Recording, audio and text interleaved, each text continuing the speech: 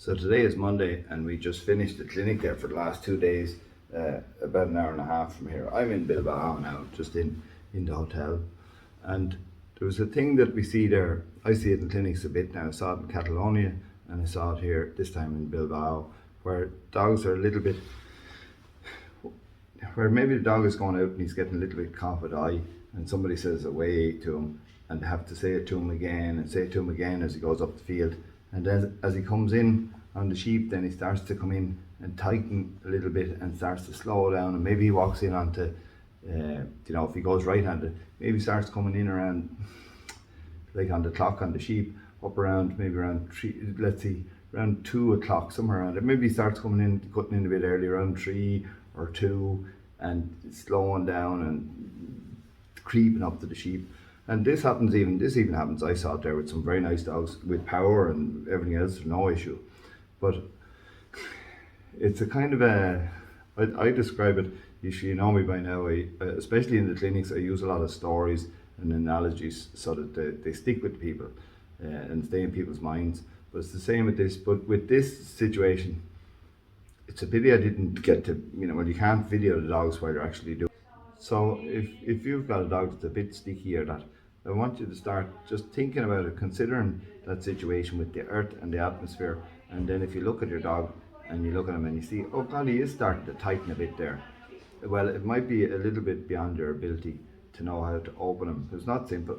And it's good when you have somebody to help you because they show you as you go along doing it. But it would have been interesting because we started to change the dogs and it started to happen less.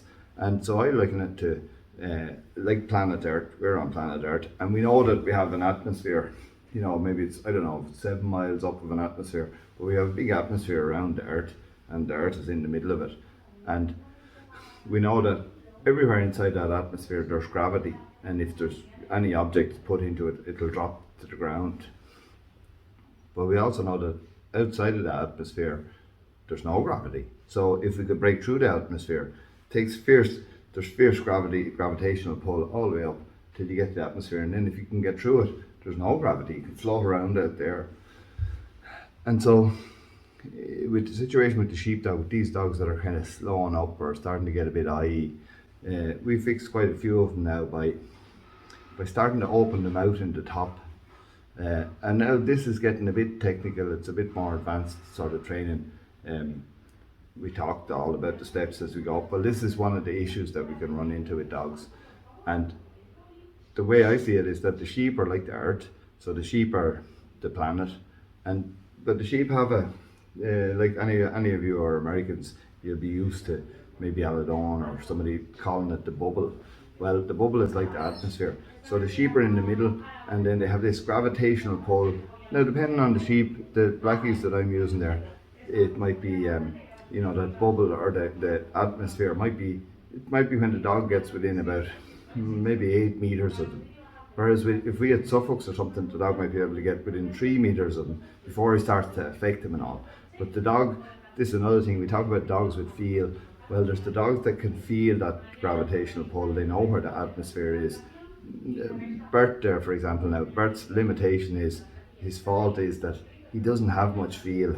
So he bursts through the atmosphere instead of feeling it. So better dogs like, say in my case now, Bruce and Jim, they know where the atmosphere is and they can feel it.